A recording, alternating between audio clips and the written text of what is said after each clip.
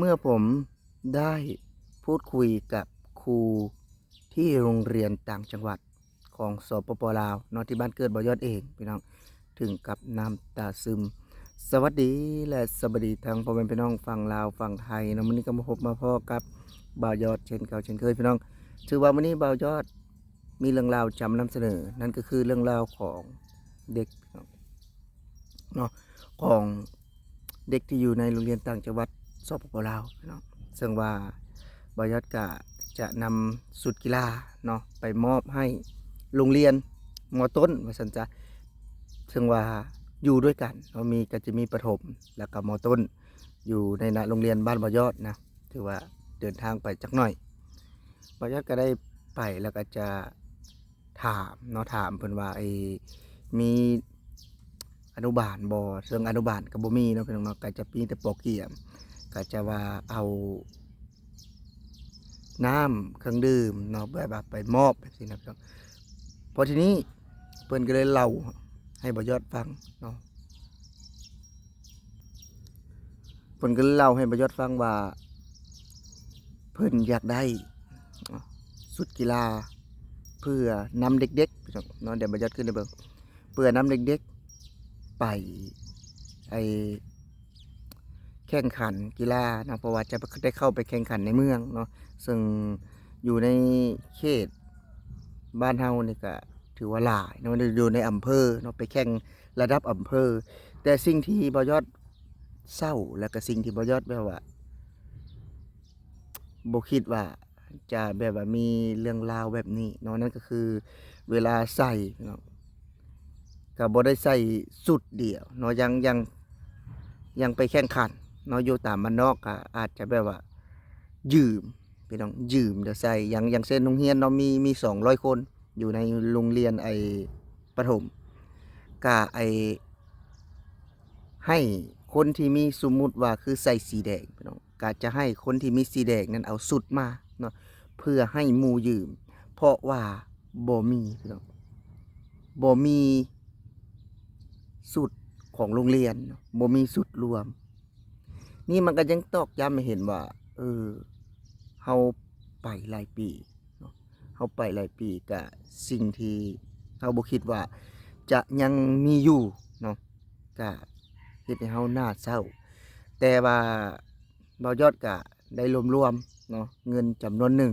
กับเพื่อนๆเนาะ4คนบ่าวยอดแน่พี่น้องบ่าวต้นบ่าวโบ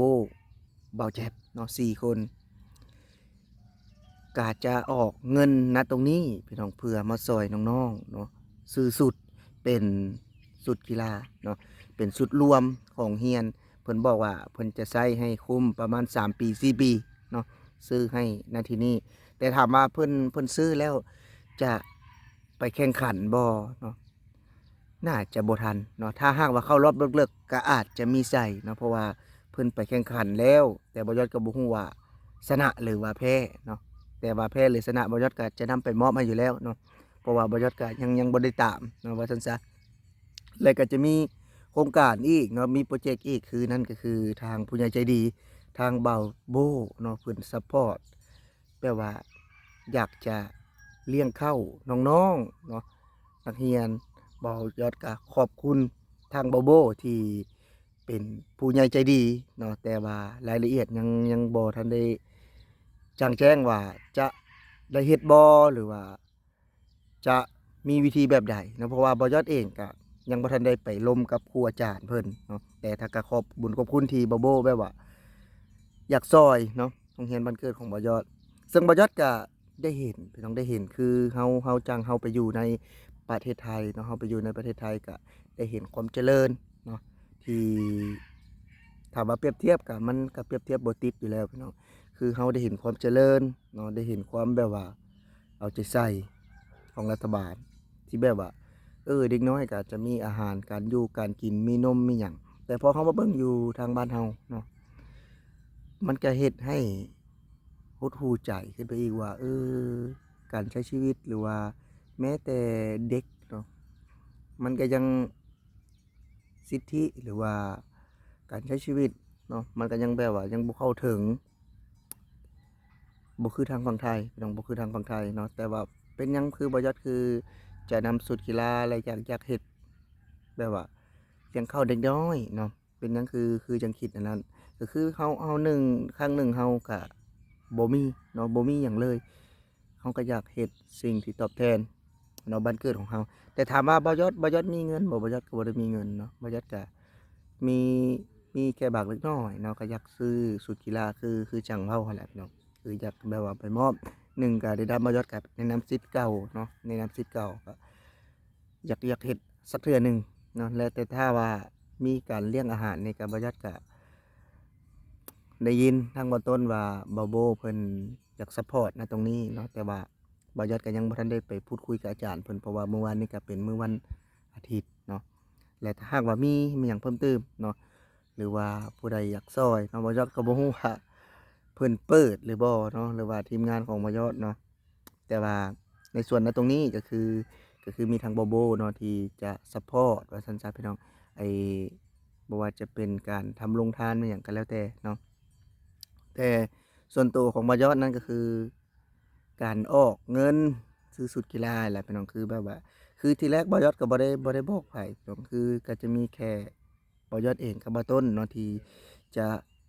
ซื้อชุดกีฬามามอบให้โรงเรียนแต่พอทีนี้เนาะ มันมีประถมอีกแล้วเราก็เลยพูดคุยเนาะเพิ่มเติมกับบ่าวแจ๊บก็ไปพูดคุยกับโบโบเนาะเพิ่นก็อยากแบบว่าเพิ่นก็ออกในจำนวนหนึ่งเนาะซึ่งว่าบ่าวแจ๊บก็ดีใจนะที่แบบว่า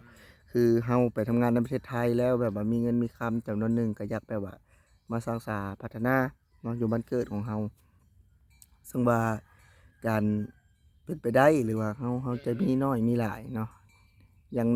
อย่างหนึ่งก็คือเฮ็ดให้เห็นว่าเฮายังแบบว่า